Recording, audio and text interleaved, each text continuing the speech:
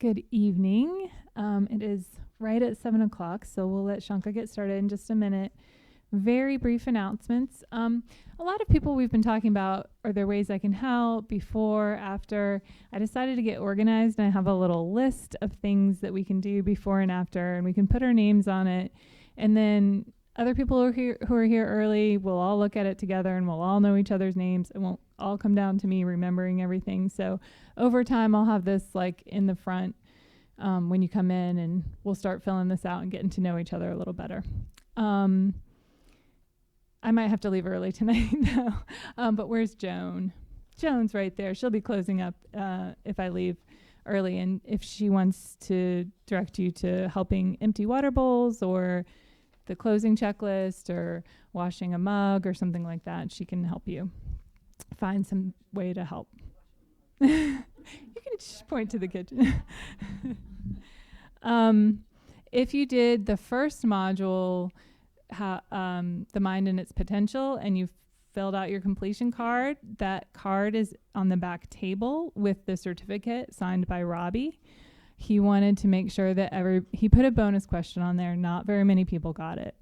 It was a joke that I think maybe he forgot to tell this session. So what did the what did the Buddhist say to the hot dog vendor? Make me one with everything. He wanted to make sure everybody knew that. So what did the Buddhist say to the hot dog vendor? Make me one with everything. Yeah. And then there's an extension of it then he gave him some money and $20, and then the guy didn't give him his change back, and he said, can I have my change? And he said, well, change comes from within. So,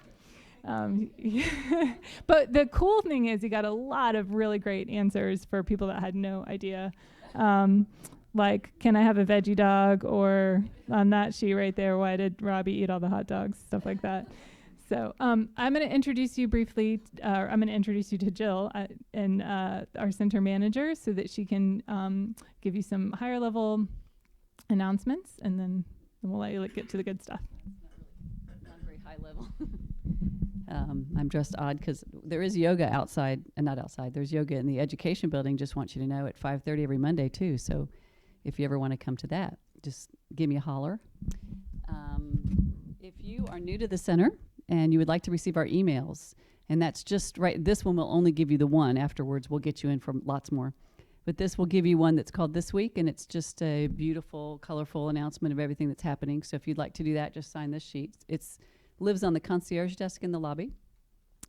Everything at the center, who've been here a while have heard this a lot, but I just want to give you another little snippet. There was a center member who traveled.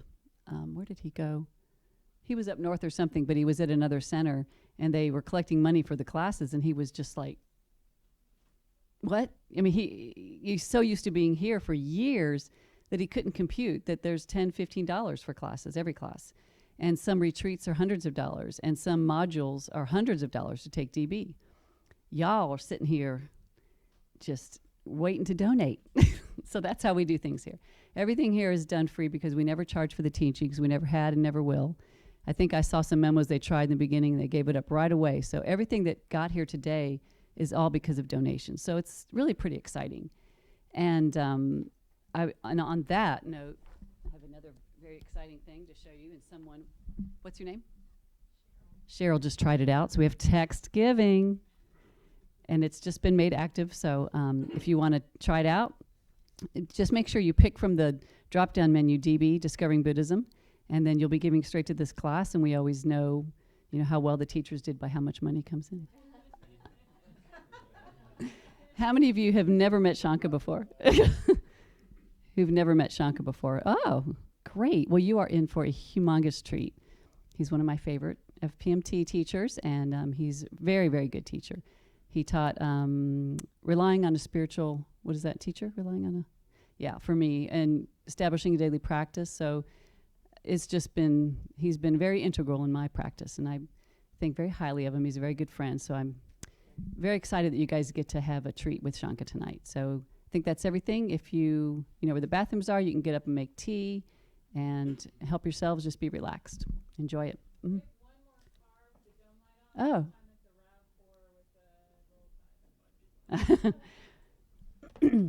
War Eagle. Take it away, Shaka.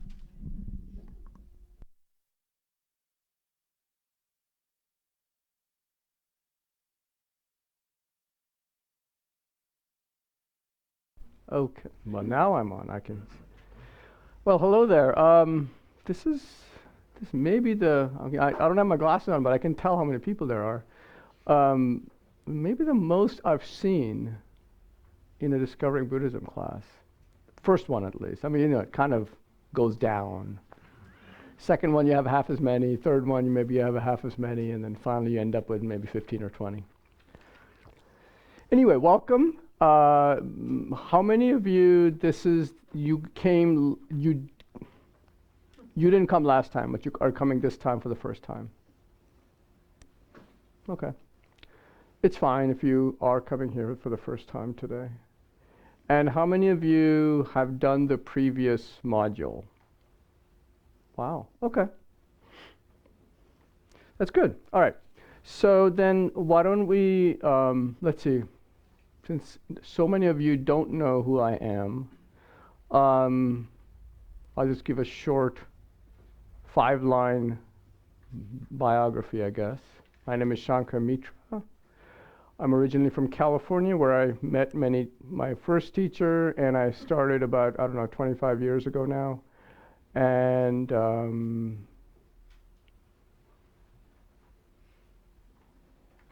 my teacher is, well, a couple of teachers, but Lama Zopa Rinpoche, who is as you're facing him, on the left of His Holiness Dalai Lama.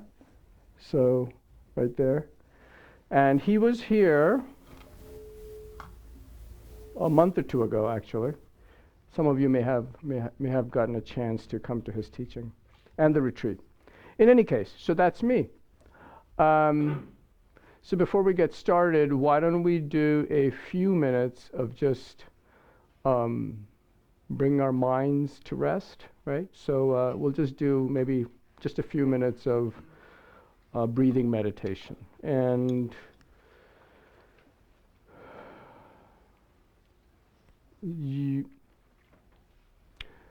so some of you didn't come last time. So we talked last time. John, who is a very dear friend of mine, I've known him for decades now. So we talked about what he should teach, and so he did talk about the 7-point posture, right? So maybe I'll just kind of briefly just remind you of it, since there are some people who didn't hear it. So this is the classic posture for doing meditation in Buddhism. So it's called the 7-point posture. So you have your right leg over left, right? You have your back straight, but with a natural curvature.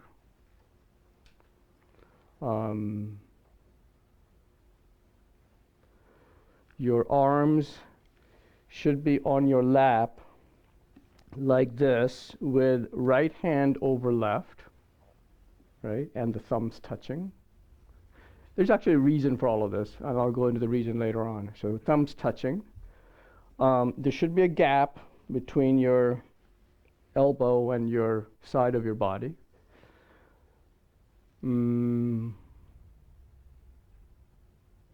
Your neck should be, relaxed, and chin slightly tucked in, like that. Eyes, they recommend to be slightly open. Some people find it difficult, so you can keep it closed if you wish, but slightly open and not focusing on anything. So just kind of just relaxing your eyes, and as it gazes kind of down, the bridge of your nose, somewhere, 5-10 feet away. Let's see, am I missing something?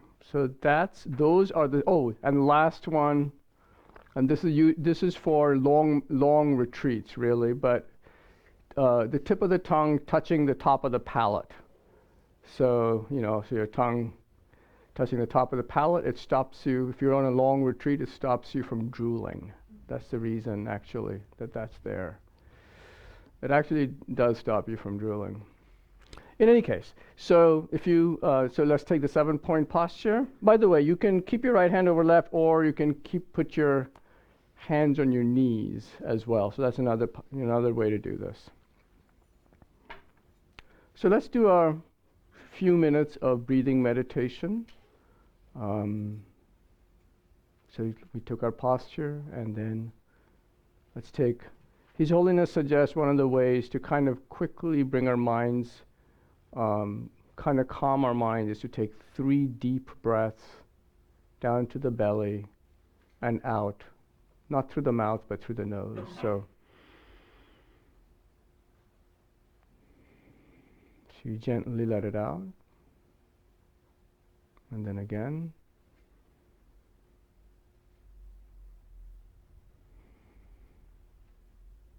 And again.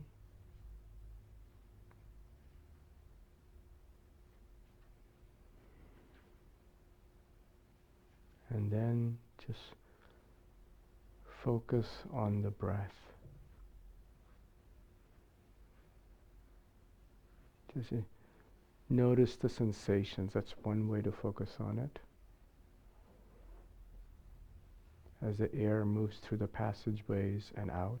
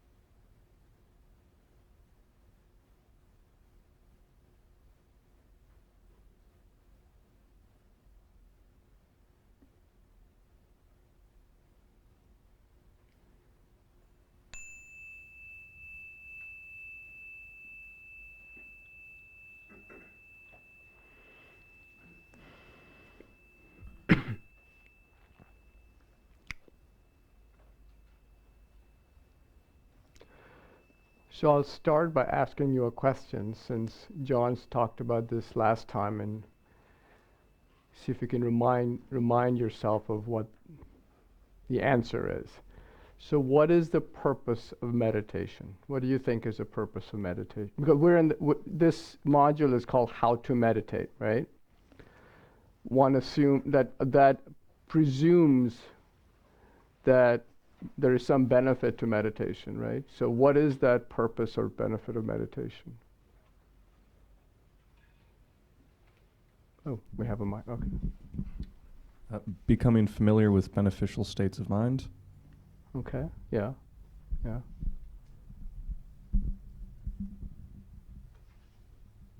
Anyone else?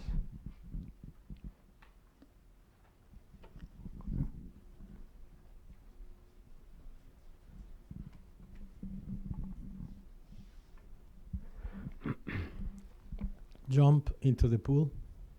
Jump into the pool. What does that mean? The pool is the mind. Okay. Dive.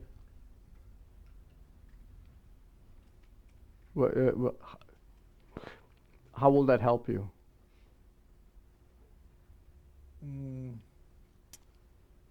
Try to reach the hidden mind. Okay. All right. Okay. Let's. Oh, one more. All right. Oh, two more. Wow. I've hit a nerve. I guess try to reduce disturbing thought too. Try to reduce disturbing thoughts, yes. So beneficial, bring beneficial, cultivate beneficial states of mind, reduce disturbing thoughts, I was going to say quiet the mind.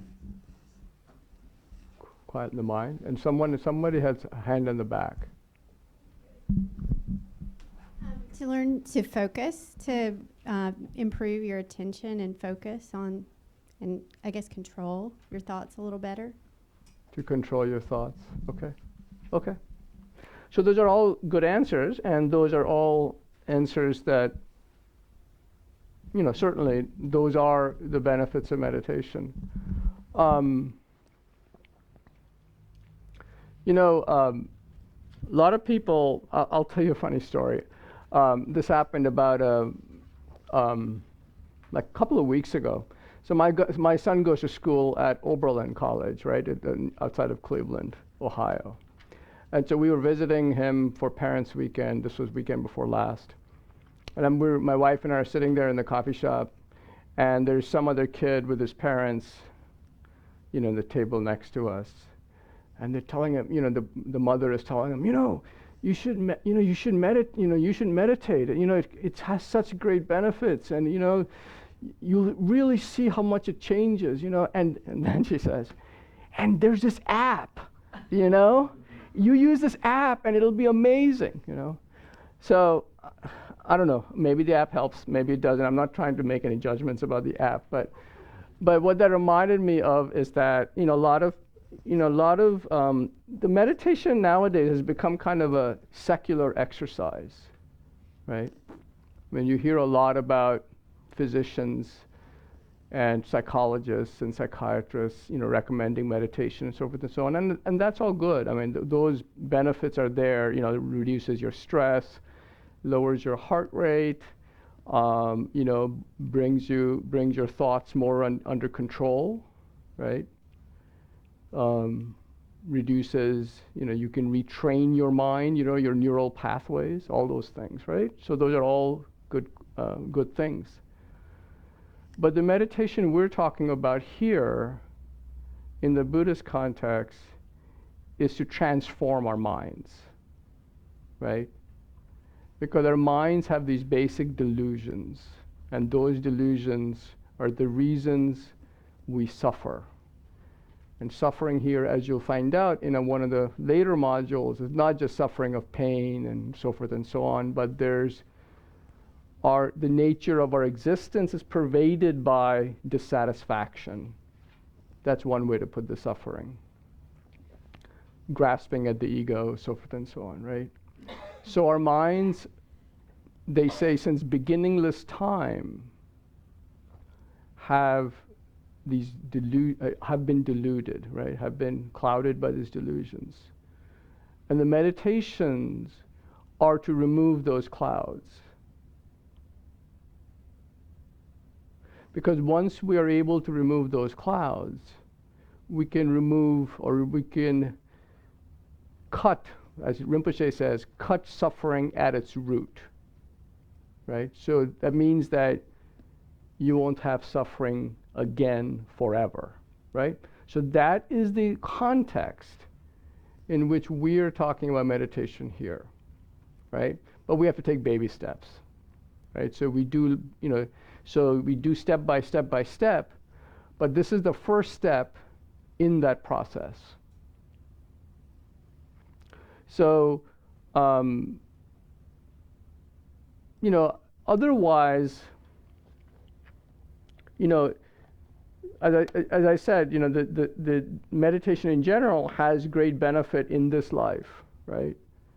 But in Buddhism, the spiritual path is not about this life, right? Because there will be many more lives to come. And we have this incredibly precious human life, which is incredibly rare, and you'll find out in another class, another module, how rare it really is. So we have this opportunity in this life to make progress on the spiritual path so that slowly over the next eons of lifetimes we can gain, we can go beyond sorrow, right? Like the Buddha. So that's the goal that we are, that's the end goal. It's a really long view, right?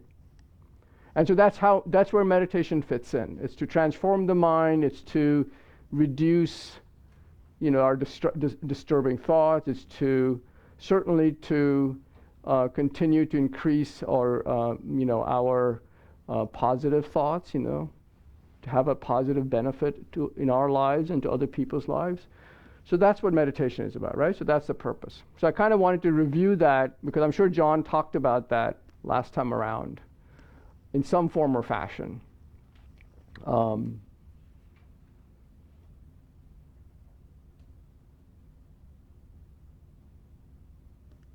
Okay. So one of the things to remember, how does meditation,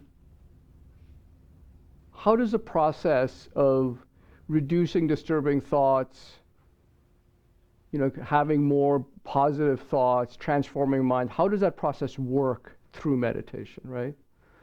So, one of the basic qualities of the mind is that it can't hold two ideas at the same time, right? It can't hold two thoughts at the same time.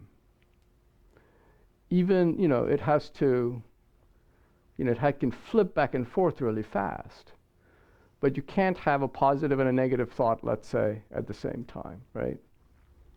So if we can basically have a positive thought and continue, in the beginning in meditation, the thought occurs, let's say we induce a positive thought because maybe, we have difficulty with that. We induce some positive thought and through meditation, we increase its amount, the length that we are in that thought, right? Maybe that thought is about love or compassion or, how the preciousness of this life. There are many, many positive thoughts that one can have. And so, because the mind can't hold two thoughts at the same time, it drives all the negative thoughts away, right? So that's why those of you who have come to Geshe-la's, I'm pointing that way, but it's gone. Oh, it's over there now. Okay. Anyway, that's why Geshe-la, when he teaches on Sundays, he says that whenever you have a negative thought, try to replace it with a positive one, right? Because with every thought, we're creating causes and conditions, right? Actually, maybe I'm jumping ahead of myself here a little bit, but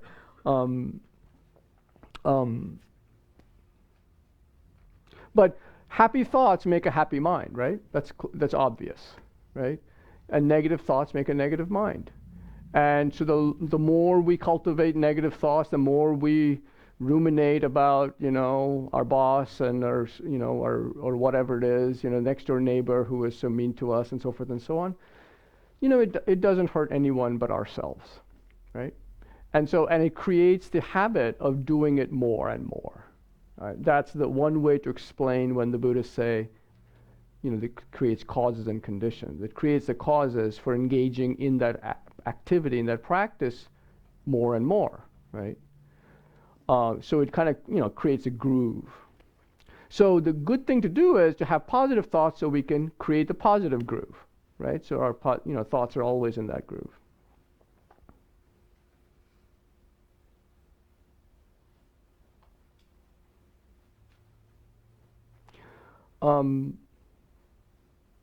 So as I was mentioning earlier, I was saying that the clouds, we have delusions and clouds, that's an analogy that's used very often, right? They say that the mind is like the sky or like space, right? So if you think about, if you go home and you actually kind of investigate, right? What is the mind? What is it that we call the mind, right? It's not our brain. I'm sure most of you, if you say my mind, you don't say it's my brain, right? It's different from our brain. So what is that mind, right? And so, the Buddha's definition is that it is clear and knowing, right? So it's clear as in clear as space, clear as the sky, clear as, a glacial lake, where it's like a mirror, right? There's no ripples and the mountains just reflect. And if you took a photograph, you wouldn't know which one is real, which one is the mountain and which one's the lake, right? So our mind is like that. It's clear, but it has an extra quality that it's knowing, it's aware, right? We have an awareness. We have an awareness of our thoughts, our actions, right? Awareness of what's going on around us. So the mind is like that sky, right? And our thoughts are like the clouds, right? They're not even in our deepest depression, we might think that I'm always going to be like this, right? But just like those clouds, those negative thoughts can be driven away, right? And that's where meditation again comes in. And the good news is that they can be driven away, right? Just like the clouds, when the next storm comes, the clouds are driven away. So with meditation, with practice, one can drive away the clouds, right? During our day when things happen at work, or things happen at home, or things happen within our family, or strife. Thanksgiving's coming up, so I'm sure that, there's a lot of you who are looking forward to the clouds, So anyway, so you can change. With meditation, one can change the way one looks at it, and so the clouds are no longer there, right? And it's important to remember that we are not the sum of our thoughts, right? I mean, we actually, that's how we think, right? That, there's a negative thought going through my mind, I'm a bad person, right? Or someone praises me, right? And I'm on what do they call it? I'm on cloud 9. Thank you. I was saying seventh heaven. I don't know why I said seventh heaven. Well, anyway. Okay, so. Maybe heaven's in the clouds. Okay, yeah.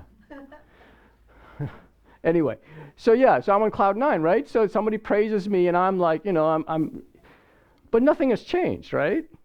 My mind hasn't changed. Just because somebody praised me, my mind hasn't changed, my body hasn't changed, who I am hasn't changed, but somehow, suddenly, I'm like, wow, I'm the greatest thing on earth, right? So that's the thing. It's just a thought, right? And we have to recognize that it's our thought, but that's not really who we are, right? I have actually I'm not a, a lot of people I know, right, who, study, and they do all these, they have all these Post-its everywhere, like they, to remind themselves, they open open their kitchen cabinet door and there's a thing to remind themselves of something or other, right? So I'm not a big, I don't do that much, but I do have one Post-it, right? And I have it on my computer, and I put it there like 8 months ago. I was going through kind of a rough patch, and I have it on my computer at work. It says, "Are you believing your thoughts?" Right? Because we believe everything our mind says, every single bit of it, right?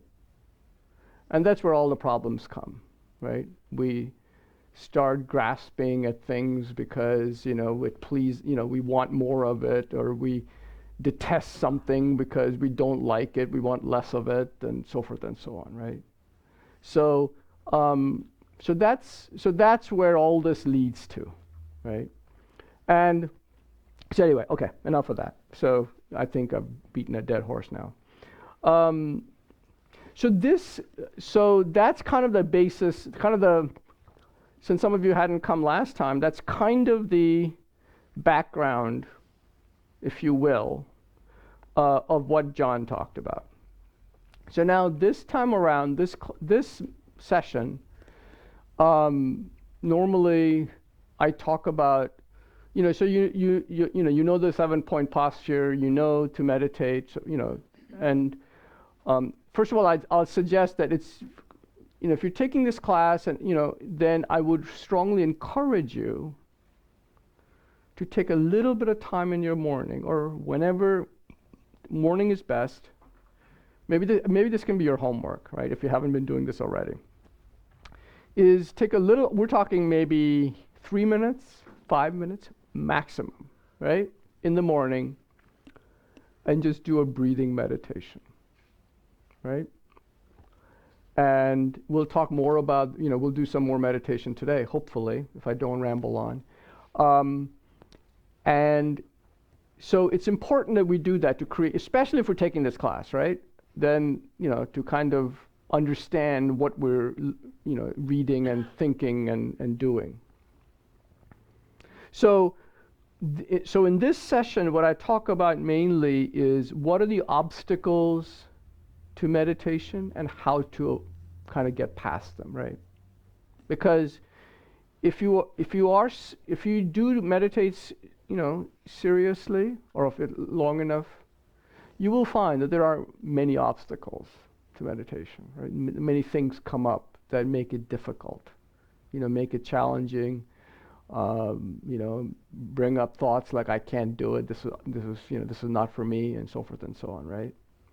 So that's kind of this session that I talk about, right? So the two biggest obstacles that we have, that comes up, right, when we first start meditations, is distractions and sleepiness / dullness, right? Those are the two things that at some point or other, each of you will have this problem, right? You'll have both of these problems. You'll have both of these problems very soon, I'm sure. So the distraction is is probably the biggest one, right? This is the one where, you can't keep your mind concentrated. It's wandering here and there, sensations, our feet feel numb, there's an itch in my back of my neck or something, there's sounds going on outside, all that stuff, right? So those are distractions that you can't do anything about, I mean, the sounds aren't going to go away. Your itch isn't going to stop. But so one has to remember that that's total, those distractions are totally normal, right? I mean, people who have been meditating for many years have, the same problems, right? the only thing that they know better than we do, well, number one, they've done a lot of practice, and well, the only thing they know better is how to apply the antidotes, right? And we'll talk about the antidotes, but that's really the only thing, right? They know. So whenever these things arise, they immediately apply the antidotes, and so then they don't worry about it. It actually becomes automatic, and it doesn't take long for these things to become automatic if you do if you have a sitting meditation session regularly, right? That's the important thing. It's regularly. That's the important thing, right? It's like going to the gym, right? If we're trying to, I don't know, whatever. I don't go to the gym, so you go to the gym to what? Get in better in shape, let's say, right? But if you go once a week, you'll probably hurt yourself, right? You probably have to go at least 2, maybe 3 times, at least 3 times a week, probably, right? That's probably regularly, right? So meditation is kind of like that, right? If you do it kind of like, yeah, I'll do it today, and then I'll skip a couple of days and I'll do it, and so on and so forth. You really don't get into the groove, right? So these distractions just continue to pester you, to bother you, and then you basically start feeling like, okay, I can't do it. I'll give up. So that's why it's important just to have a regular session, 5 minutes at the most. That's all we're talking, right? But have it regularly, right? Anyway, we'll talk more about that later on. So, so the distractions are totally normal, right? And,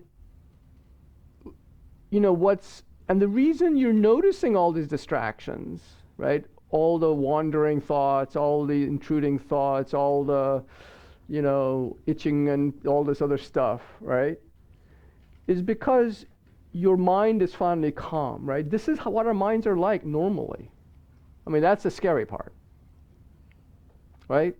You notice, it's not like, these are certainly suddenly new things that are popping up, right? These are there all the time in our minds, today, right now, right? So when we're meditating, we notice them. That's the difference. And so with practice during the meditation session, we can get past the distracting thoughts and distractions, and because of that, during our normal day, we can actually have a calmer mind because of that, right? Because our minds automatically then not subliminally, but basically, subconsciously, that's it. Subconsciously starts applying the antidotes, right? You may not notice it, but it actually starts applying the antidotes. I hate these things. Okay. Now it's kind of, what am I doing wrong? Yeah, it's making some kind of, okay. So the important thing is that when we're meditating, let's say we're meditating on the breath, and is it that thing? Okay, I'll put it like that. That'll help. I think it's the wire touch. Anyway, so when you're meditating on the breath, and things are going well, and about the 10th breath, you're kind of like somewhere else, and 100 breaths have gone by, and then you're kind of like, oh yeah, I'm supposed to be meditating on the breath, right? So the important thing is that when that happens, just bring your mind back to the breath, right? I mean, just, look, okay, back to the breath, right? Make it playful, right? And that's the important thing, right? No judgments, right? It's not like, gee, everybody can do this, how come I can't do it, right? Or there's my stupid mind again, right? There's no reason to put any of those things on ourselves, right? So we just, our minds will want, because we have to know that that's the function of our minds, is to have these thoughts, to live in our, in society, etc. We have built up certain ways of, dealing with things, right? And the mind, that's why the mind throws up all these thoughts. So it's okay, right? It's the job of the mind. So our job is to kind of control it, right? So we just bring it back to the breath and just, keep going, right? Again, it wanders. Okay, bring it back to the breath. Keep going, right? You'll notice over time, after a couple of weeks, the period of how long you're wandering away from the breath gets shorter, right? And over time, it gets shorter and shorter and shorter, so that, after a while, it becomes effortless, right? But the key is to always just be patient with ourselves, because it's not easy, right? I mean, the meditation actually isn't easy, because, they say that the mind that we have today is a product of all the things that have gone on in the past, right? So to try to control it is not necessarily going to be easy, right? You're trying to counteract, things from beginningless time, they say, right? So anyway, so the first thing is to bring it back without judgment, right? And there's some other antidotes one can apply, right? So there's one that's kind of like, you kind of do this mental note taking, right? So you can have, you're focused on the breath, you're noticing it going into the passageway and back out again. You're doing this, but you have a kind of like a little mind, right? That's back. I always point like back here, and it's kind of observing, right? And it's kind of observing. And it says, "Oh, I notice a sound." And then you just say, "Okay, it's a sound," right? Or, "Oh, there's a thought." Some to-do list, something I have to do tomorrow, right? Okay, just a thought. So you have this little mind that kind of just notices things as they're happening, right? And you just kind of sometimes they say label it, right? You just label it. You have a pain in your knee, right?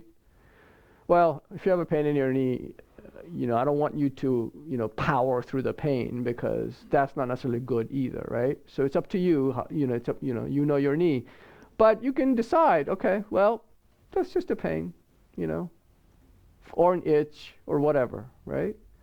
So that's one antidote, right? Just to kind of label it and just not follow it. That's the most important thing, right? Because what happens is we get the thing. Oh, I have to do this thing tomorrow, right? And then we think, oh God, not again, or I have so many other things to do. Oh, so and so is supposed. Oh, and then you're off, right? It's to don't even go there, right? That's why labeling it works so well. You just say, okay, that's a thought. On to the next one, right?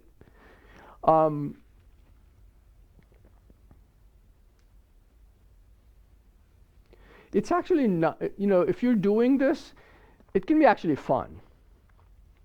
Because, I have a teacher, some of you may have seen him, I don't know, but Venerable René Fussy, he's a Swiss monk. Anyway, but he told me that he has this thing where, when these thoughts come and he's doing, this guy, by the way, he's in retreat like 11 and a half months of the year, right?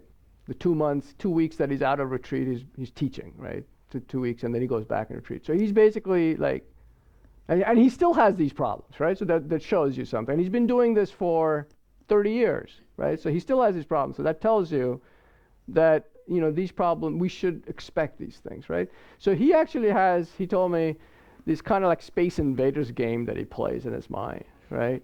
So the thoughts appear, and he's like, shoot that one down, right? The next one appears, shoot that one down, right?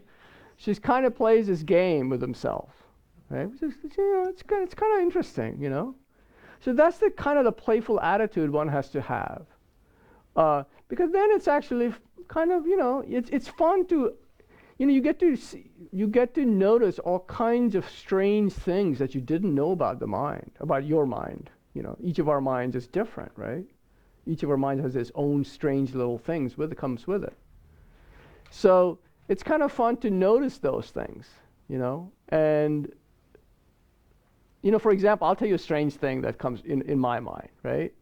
So I go on, this comes up. So I go on these what are called Shine retreats, right? These are like long retreats where you're basically just focusing on the mind, right? And so if you notice that, if you've been doing it for a long time, you start noticing like how your thoughts appear, right? And one of the strange things I've noticed is when my thoughts appear, I have the small mind, noticing the big mind, that kind of thing. My thoughts appear always on the lower right-hand side, and it goes up and then dissipates on somewhere in the middle of the left-hand side, I have no idea, but it's a strange kind of thing that's in my mind. It's kind of a quirk, So that's kind of like, I'm like, oh, that's kind of fun. It's kind of, it's really not fun to anybody else, but it's kind of fun to me, So those are the kinds of things one discovers. Those are the kind of little things one discovers, but one discovers big things too, big things discoveries, that changes our lives, right? Those come with it as well. So try, it's fun, it's nice to make it playful, right? Not take it too seriously. Meditation is not being serious, right? Because if you become serious, then it becomes a chore, and then it's not really very fruitful. Okay, so we did the mental note taking. Okay, we did that.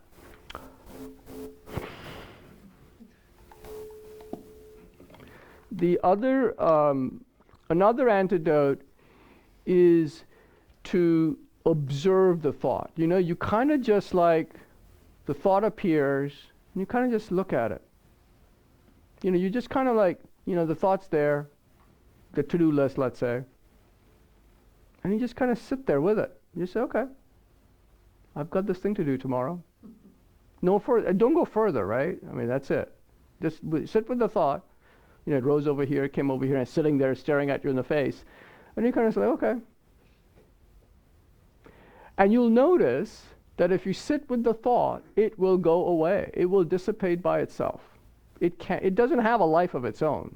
We give it life of its own. We give our thoughts lives of their own. But if you stare at it, it will disappear. Right?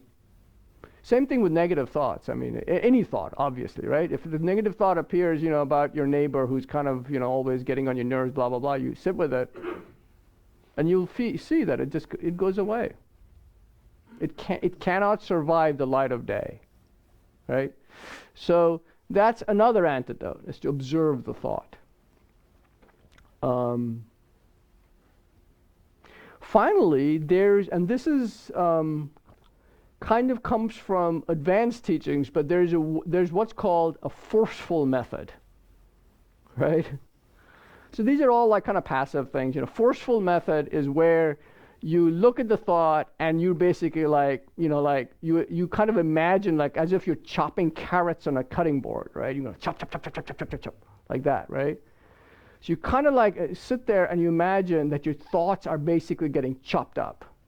Right? You kind of have this forceful nature, right? And that's another way that people, and that's, usually taught in, in Shine teachings, calm abide. Shine is just a Tibetan word for calm abiding, where you focus on one object and you stay with it, right? So that's another antidote that one can use. So the mental note-taking, observing the thought, and the forceful method. Right. Every year, for some reason, I teach this class every 2 years, right? There's like 4 classes I do, right? Same classes. And I don't know why. All the other 3, right? I have my notes from my previous years, right? This one, I always lose. I don't know what it is about how to meditate. Every time I have to recreate what I'm going to say. So anyway, so that's why I was sitting on Saturday saying, okay, what am I going to talk about? So I wrote them down this time so that I won't lose them. You have to learn it again. You have to learn it again. It's kind of good though, because every time you kind of like have to go and, have to go to text and find new things. It's kind of fun, So it's a good thing actually. So distractions, right? And then, there's, also along with distractions comes like dealing with noise, right? But dealing with noise is not difficult if you think about the fact that we know how to do this already. For example, you're sitting there engrossed in a book and all kinds of stuff, like say you're in a subway, right? You're reading your book, subway, people are coming, people are going, doors are opening, doors are closing, there's a conductor saying all these things, but you don't notice any of it, right? You only know what's in the book, right? You are totally immersed in the book. You're dealing with noise, right? So you know how to do it already. So the thing to do is to remember that and just when the noise appears, same as with thoughts and whatever else, you just say, don't follow it. Just kind of stay with the breath, right? And then it becomes, you kind of become immersed in the breath, right? So you start not noticing the noise, external noise, right? So the note-taking part comes in handy here, right? Okay, there's a sound, there's a car going by, there's my kid shouting downstairs, When I had little kids, this was always my thing, right? I'm meditating in my room, kids are up, and I'm going, oh God, can't they stop? Just be quiet for a bit, Yeah, I'm removing disturbing thoughts, all right. Okay, so you have external noise, and then you have all this internal chatter, right, which we talked about. So remember, as we said, you're going to have the internal chatter. Just notice it. Use the antidotes, right? Notice it. Take note. Do the note taking, et cetera, et cetera. But don't try to I'm going to keep my thoughts away, right? Some people they're like, okay, I'm going to build a wall, a big, beautiful wall, okay, and keep my thoughts outside, right? It's not going to work. In fact, it's going to make it worse, right? The more you tighten, the worse it's going to be, right? You can't. So the idea is to just relax and just be with it, right? Just kind of go with the flow. And it's kind of like, I'm a violinist, right? So so I know that when, if a string is too, you have to get, keep it in tune, you have to have it just the right tension, right? If it's too loose, then it's, the D becomes an A and so forth and so on. So, you have to tune it just right? So the meditation is like that, right? If you tighten really, if you build that wall and you're trying really hard to keep the thoughts away and just hold the object, right? It's too tight. It's just like going to be scratchy violin sound, right?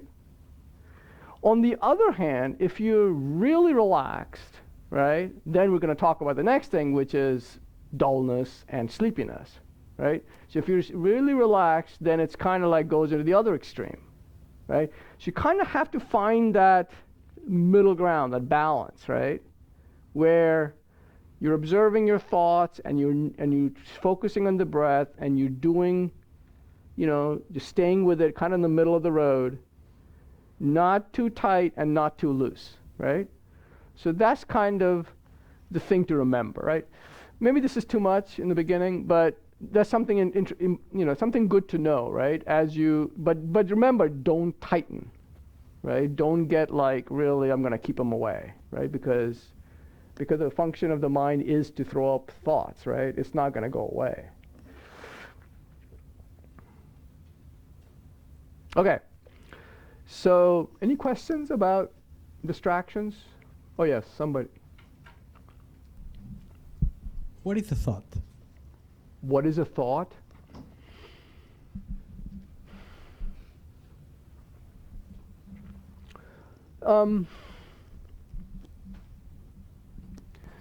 It's just a mental state. You know, our minds have many mental states. And a thought is just one of those things, right? There's, you know, if you, you know, they talk, you know, there's many kind of thoughts you can have, positive thoughts, negative thoughts, and neutral thoughts, right? Positive thoughts being love, compassion, so forth and so on, right? Negative thoughts being like anger, jealousy, pride, etc., right? By the way, they divide them up into 51. There's 51 mental factors in Buddhism, and 51 primary one. Then there's a whole slew of others. But so there's the thoughts are basically just states of mind. That's all they are, right? Nothing more, nothing less.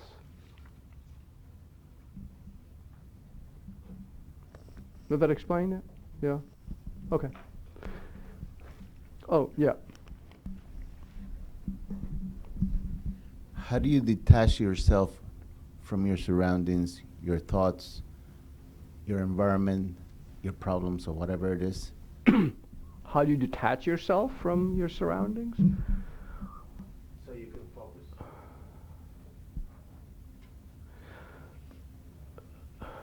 Well, you don't. I mean, I'm not sure if I'm not sure you can detach yourself from your surroundings. Right? You are where you are. Right? I mean, I had a friend of mine many years ago who was living in Switzerland, and he had this tiny little flat, and he shared it with, I don't know, 3 or 4 other people, right? And he had no space to meditate, right?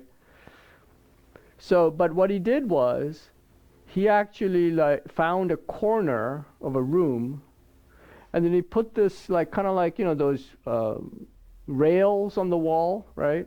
So he had this curtain, right? So he would, whenever he would go in to meditate, he would just close the curtain, right? That was his spot, right? You just have to live, you just have to kind of live with what your situation, right? If you live in a, you know, noisy place, you know, maybe you're living with a lot of people, you know, it's a little bit more challenging, clearly, right? But you'll find that if you can make the effort, it does get easier. So those are external, that's an external surroundings, right? Internal surroundings, well, there's nothing you can do, right? Well, actually, you can do something about internal surroundings, which is to meditate, right? That is what we're doing to kind of get past our internal surroundings.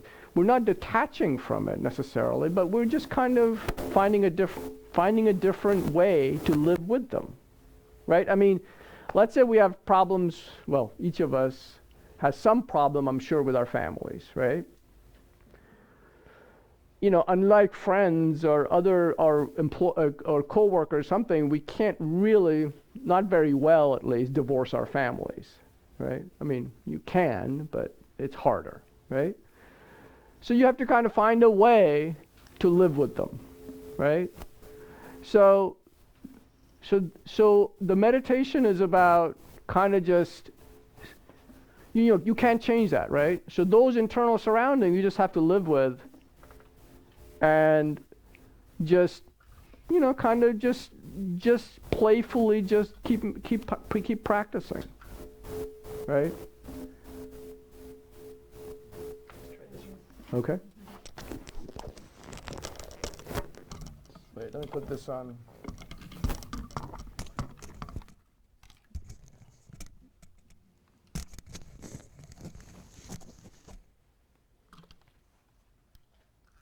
Okay. All right. Much better. So yeah. So I think that if you you're trying to detach is going to be kind of like the tightening business, right? Because you're going to be kind of pushing against something, right? Is it that's not your question? No. Okay. Well, repeat your question then again. When you're focusing on your meditation, you're listening to your thoughts, you're concentrating on the fluid of that moment, and you're present. But detaching, it's part of trying to get to the most deep understanding of what you're doing. Okay. And yeah. that was my thinking at the moment when I try to. Okay. So,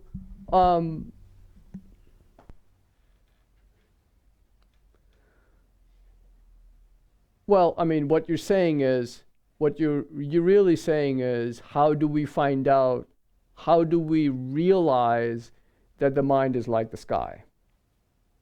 Right? That's what you're asking, right? The deepest, what is the deepest nature of your mind, right? How the mind is like the sky.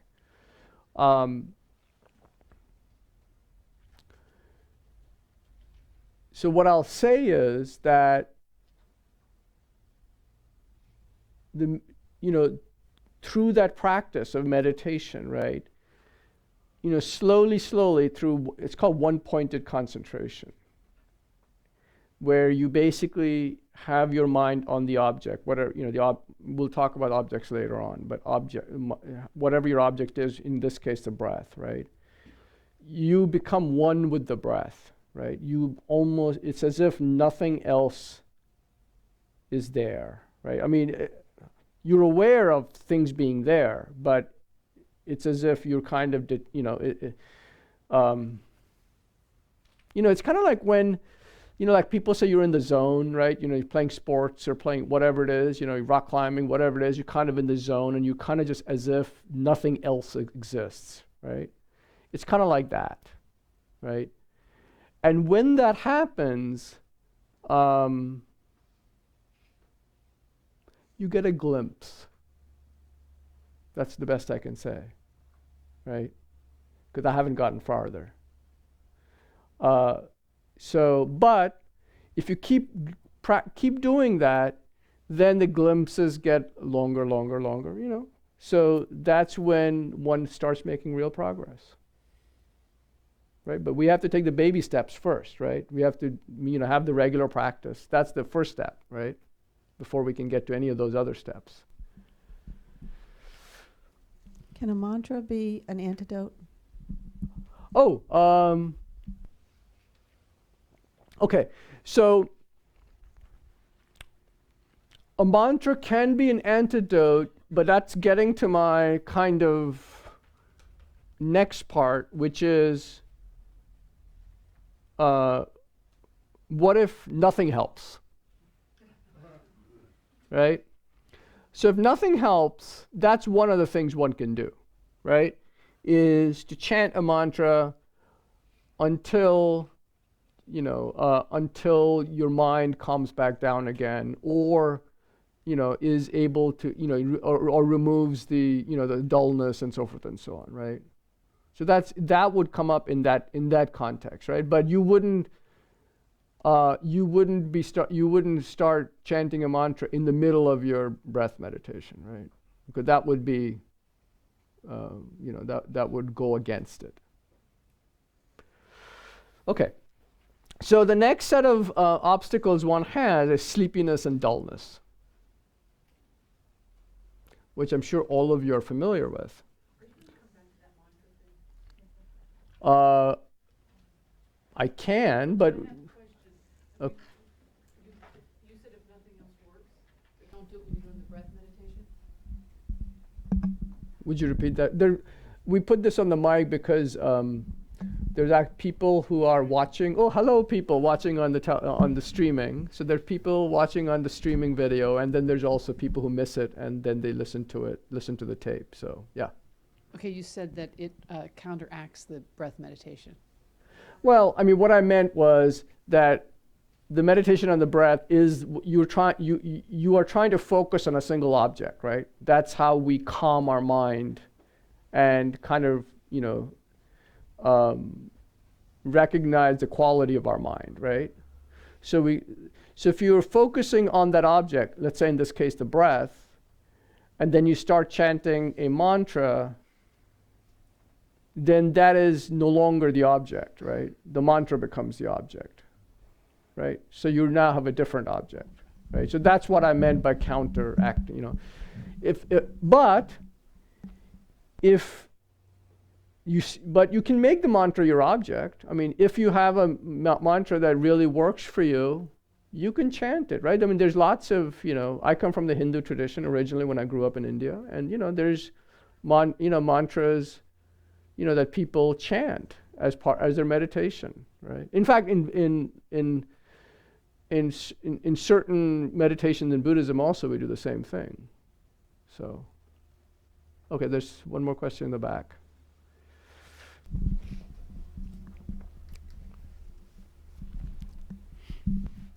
Hi.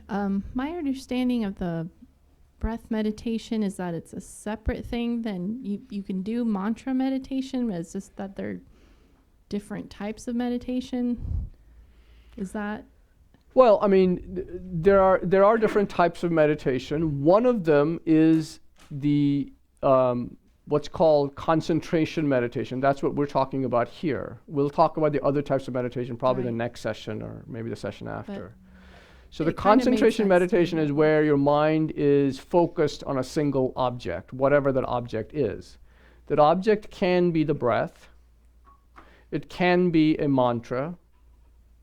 It can be a mental image, right? So, you know, you look at a picture and then you close your eyes, you construct an image of it in your mind, and then you just focus on that image, not on the picture, because if you're focusing with the picture with your eyes, then it's not using your mind, right? It's using your eyes. So you have to have the mental image and focus on the mental image.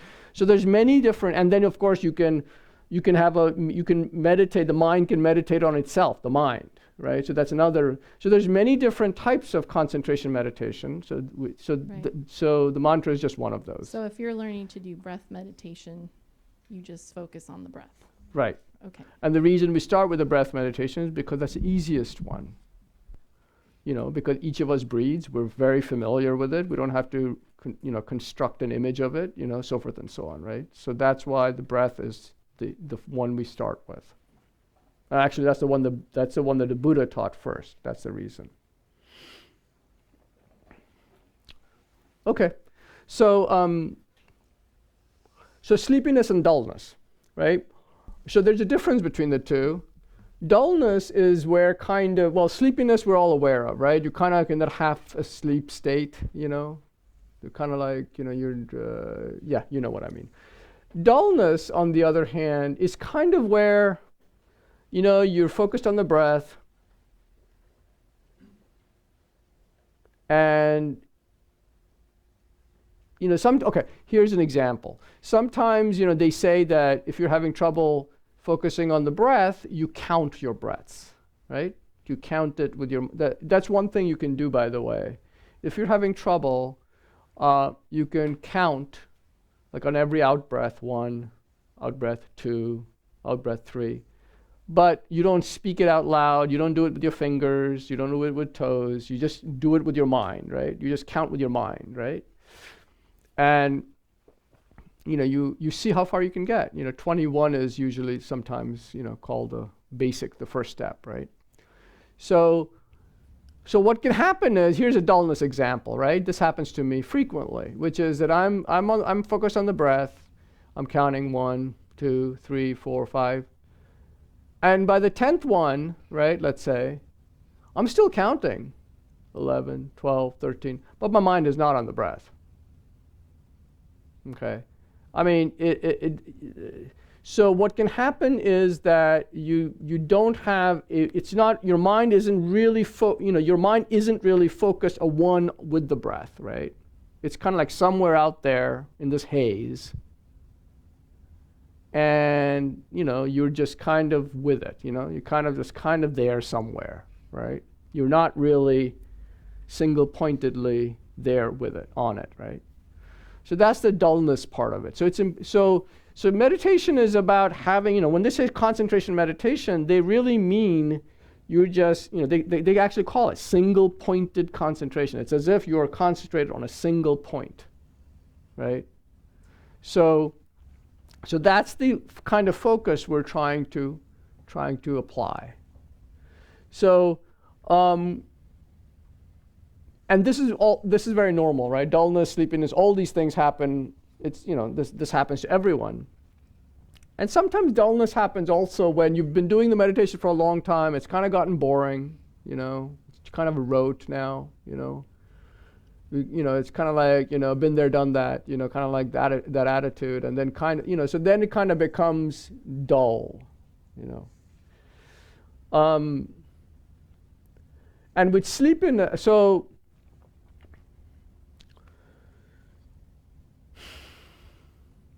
with the dullness, you just have to, when you notice that you're kind of in that haze again, you kind of just bring your mind back to the breath, right? And you just focus sharply on it again, right? And just keep doing that. I don't know, maybe there's one, I have to look it up, but I don't know of a direct antidote to dullness. Actually, there is a direct antidote to dullness, but I forget what that is. I'll tell you next time.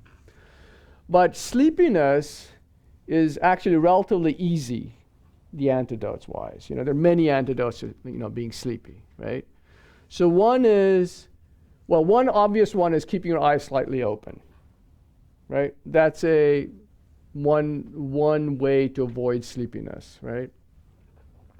If that doesn't work, you kind of open your eyes and you have your eyes wide open, and you just focus, kind of in the general area of a particular spot, right?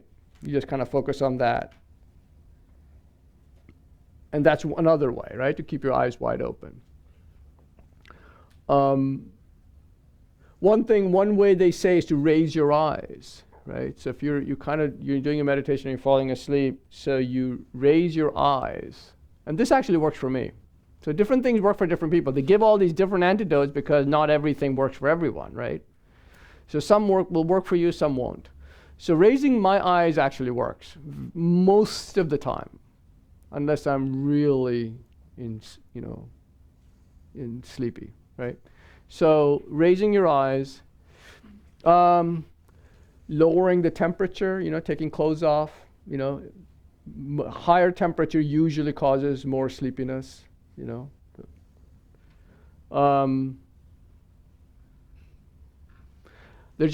then there's a forceful method, right?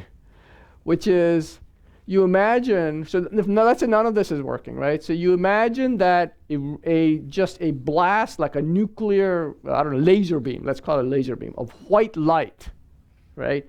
Just shoots up from the crown of your head, up, just straight up, right? You just imagine white light, laser beam light, shoots up from the crown of your head, and then you just say very loudly, "Pe!" Right? That's supposed to help. I haven't tried it very much personally, because usually when you're around people, you don't want to be shouting "pay" in the middle of somebody else, like meditation session, right?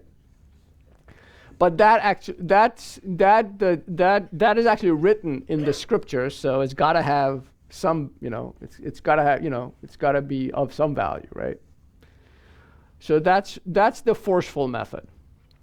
And if none of this works, take a break, right? You get up, you wash your face, do what you need to do, walk around a little bit. But it does not mean that you basically chase after every thought that comes around, right? You still have to kind of be in that state of, controlled mind, right? Maybe you're not focusing on your breath while you're walking and washing your face, but it doesn't mean that you are going and thinking about the brand new car you're going to buy or whatever, whatever grasping thought comes up, right?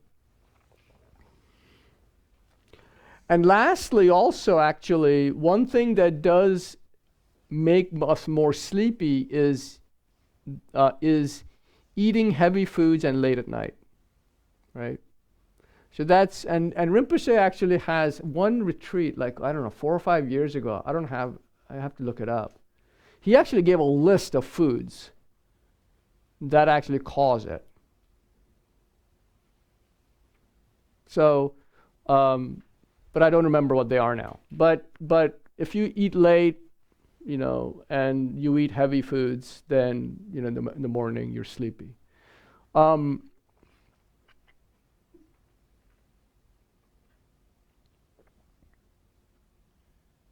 trying to see, I'm trying to do a time check here. Okay, so I'll kind of go a little quickly then. So we talked about sleepiness and dullness. We talked about distractions, so forth and so on. And finally, there is another kind of distraction that happens, which is called, in the scripture, it's called excitation. Like excited, excitation. And this is kind of defined as where you have a lot of grasping thoughts, right? It's not just thoughts. It's about, attachment, right? To a thing, to a person, to yourself, your ego, right? How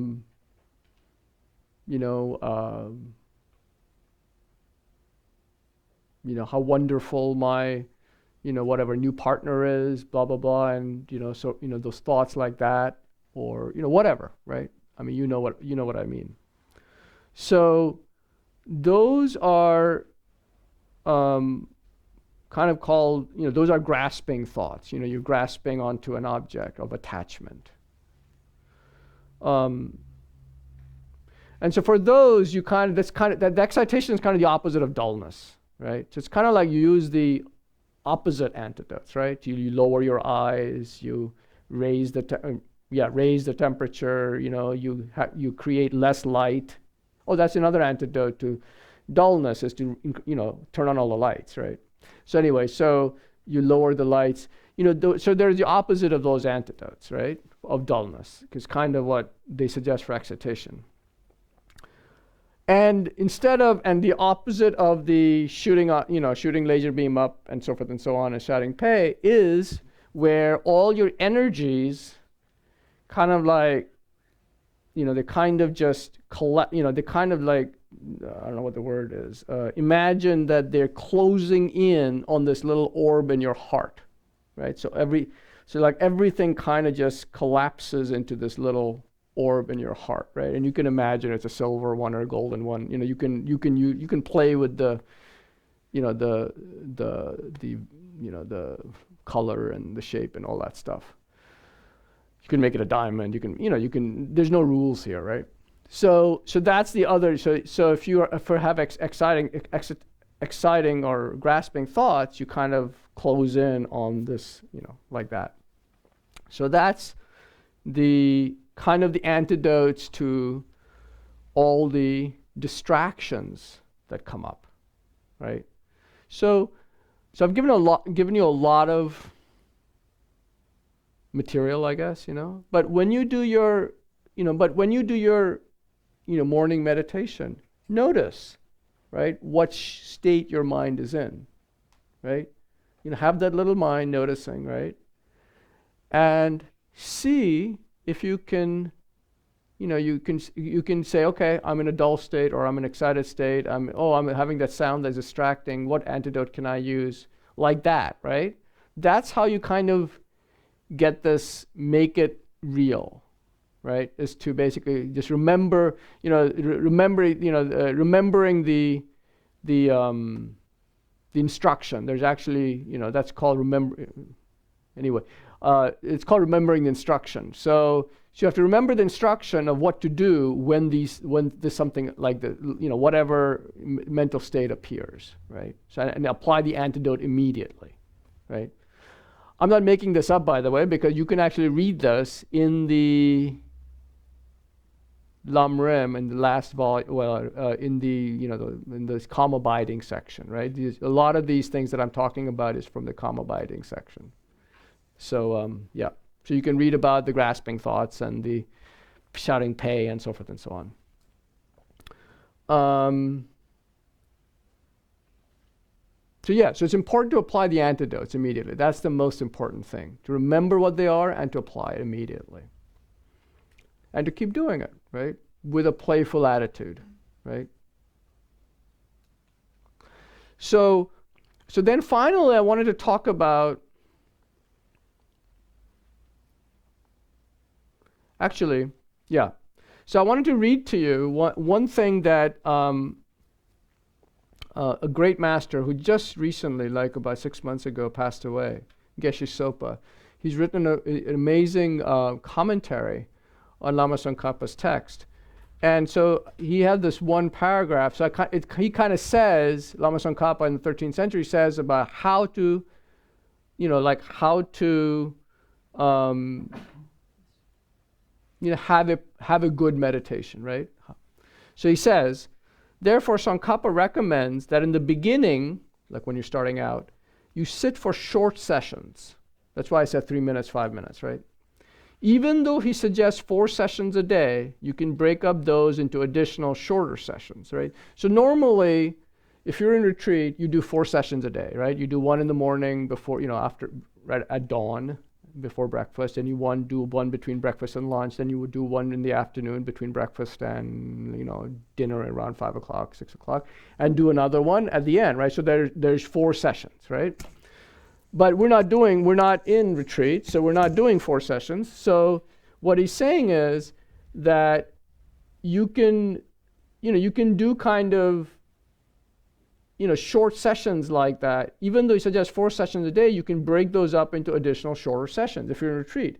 Or if you are doing this in the morning and you actually have worked yourself up to, let's say, you're getting pretty good at it, right? So you make your sessions, first you start with 3 minutes, take a break, 3 minutes, take a break, 3 minutes, take a break, like that, right? And as you're getting better, you make it 5 minutes, take a break. 5 minutes, take a break, like that, right? And so as you work up, your sessions get longer and the number of breaks get shorter, right? So that's how you kind of train yourself, right? It's just like going to the gym, right? You don't start lifting 300 pounds just like that, right? You kind of have to work to it, right? So the meditation is like that as well. Okay. So he says, for example, in the early morning, don't do one long session. Instead, do a very short one. Sit only as long as you can maintain your mind's fresh, alert clarity, and then cut it off. Okay? And it's important to cut it off before your mind gets tired. Because if your mind gets tired and then you stop, then what happens is you get discouraged. You're basically stopping when your mind is already, you're kind of like, it didn't go very well, or I kind of towards the end it didn't go very well, right? That's what's left in your mind, right? The last thought, right? So they say to cut it off when you're at your peak, because then you had a good session, you ended on a high note, and you're going to be excited to come back next time, right? Otherwise, the next time you think, oh gee, that didn't go too well, so I don't feel like doing it, blah blah blah, right? So that's why he says, maintain your mind's fresh clarity, then cut it off. After a break, to take a little rest, begin your meditation once again, right? So that's a 3-minute break, 3 minute, like that. After a short time, once more. Then after another brief rest, begin again. You can proceed in this way many times. Oh, he says it right here. You should break off each session while you are still feeling fresh and still enjoying it. You should end each session before you become completely exhausted. Otherwise, you will get fed up, and the mere sight of your meditation cushion will make you want to vomit. Just looking at your seat, you will start to feel tired. On the other hand, if you always stop while you are still enjoying your session, then the next time you see your meditation seat, you will feel happy to sit again. Okay? So that's the way to kind of build up, right? So at the beginning, keep expectations, keep the bar low, right? Because you will be able to achieve it. That's the way to start, right? Okay. There were a couple of other things I wanted to do, but I don't have enough time. But I wanted to get to the 9-round breathing meditation. I think Geshe does it quite often. How many of you don't know how to do the 9-round breathing meditation? Quite a few. Okay. Okay. So the reason I am mentioning, so when we started our meditation session at the beginning of this session, we did 3 deep breaths, right? So that's, His Holiness Dalai Lama said, okay, if you don't have enough time and you're in a rush, you can do 3 deep breaths, right? That's his teaching, right? The other way, when you, the classic way to start your meditation session, if your mind is not, if your mind is kind of, tired or stressed or maybe even excited, if your mind is kind of racing already, right? To calm your mind down, and you can do this during the day anytime you like too, you do what's called a 9-round breathing meditation, right? And there are many variations of it, but basically the idea is that it changes the way the energies work in our body-mind system, right? And because of that, it affects the way it lowers the mind, right? It lowers its excited nature, right? If it's racing, it kind of, calms it down.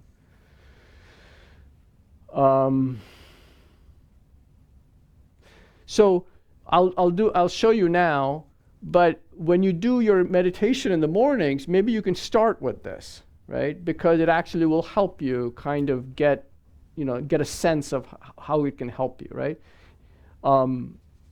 Okay. So the way to do this is you start, let's see,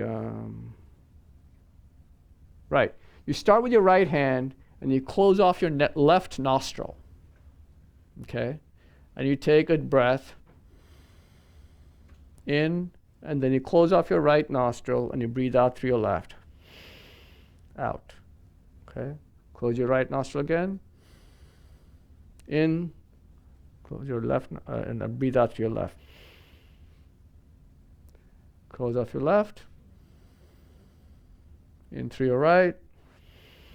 Out through your left. So then you do the opposite 3 times, right? In through your left, out through your right. In through your left, out through your right. So you do that 3 times, and then finally you breathe through both your nostrils and you breathe out, right? So that 3 times. So that's the 9-round breathing, okay? Now, there are some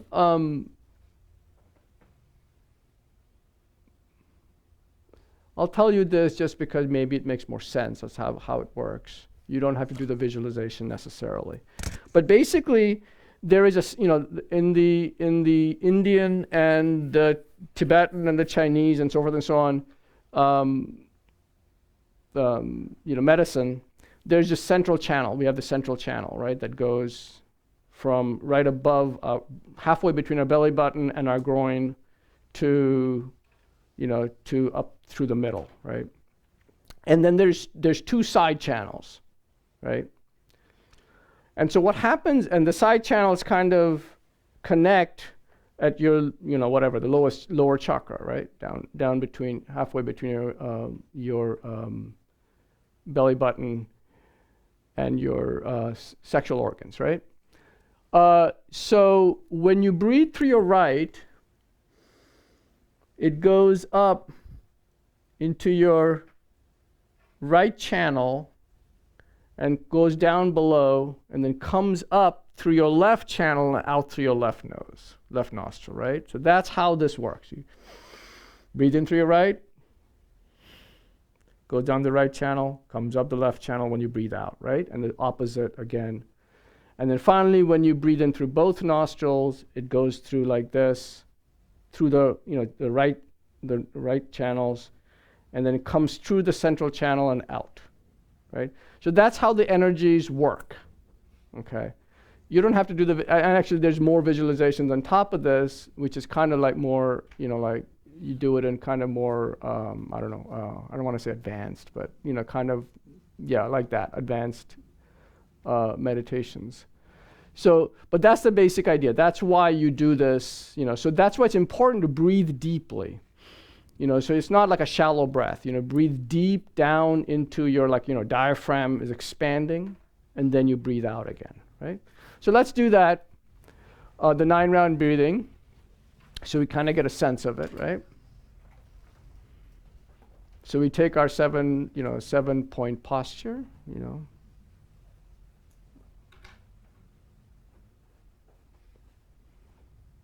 And then using our right hand, we close off our left nostril, breathe in,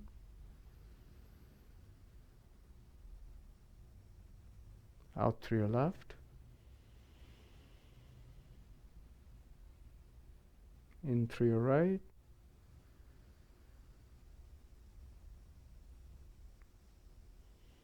out through the left, in through the right,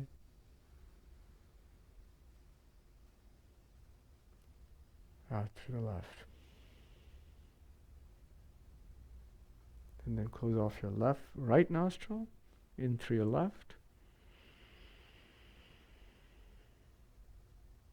out through the right, in through the left, out through the right.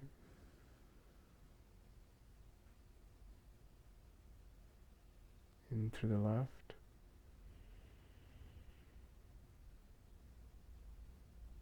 out through the right. Then finally, breathe in through both nostrils and out.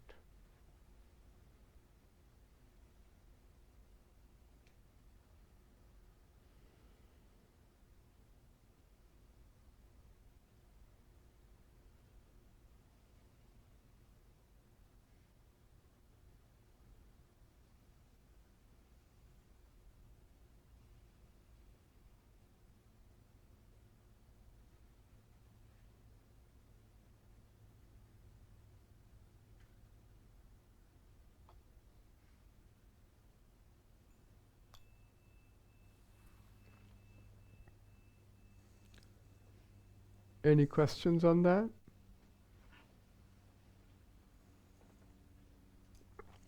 Okay. So I think it's 8:30, right? So then please, I strongly encourage you to, have a practice in the morning, very short, as I said. Do the 9-round breathing, right? You can do it, by the way, I do the 9-round breathing like if I'm under stress at work, I do the 9-round breathing. You can do it any time, right? They're not telling you that you can only do it right before your meditation session. So it helps. Well, you'll have to see whether it helps you or not. Not everything helps everyone, right? It helps me, but other things might help you, right? So see, just check it out. Keep an open mind. Remember to be playful with your meditations, right? No judgment, when your mind wanders off. That's very important. And have fun, right? And maybe you get some insight as to what your mind is like, which would be cool. If you could read the first 2 readings that in your, the required reading session, required readings for next time. I think those 2 basically talk about a lot of the things that John and I have talked about in the last 2 sessions. So that will help you, I think. Anything am I missing? And I think that's it. So let's finish with a dedication. So if you would turn to, oh boy.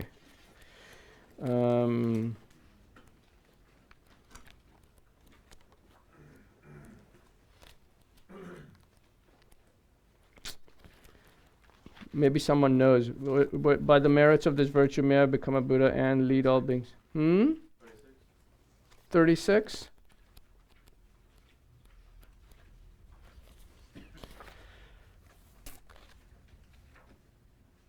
Yes. Perfect, thank you. That's the short version, and that's even better. Okay. Due to the merits of these virtuous actions, may I quickly attain the state of Buddha and lead all living beings without exception into that enlightened state. May the supreme jewel bodhicitta that has not arisen arise and grow, and may that which has arisen not diminish but increase more and more. It's important, we'll talk about this next time, but it's important also in your meditation session to finish with some dedication, altruistic dedication, right? Dedication for the benefit of others is the best way. And we'll talk next time about why that's important. But if you can dedicate, at the end of your meditation session, please, right? Okay. See you next time. Thank you for coming.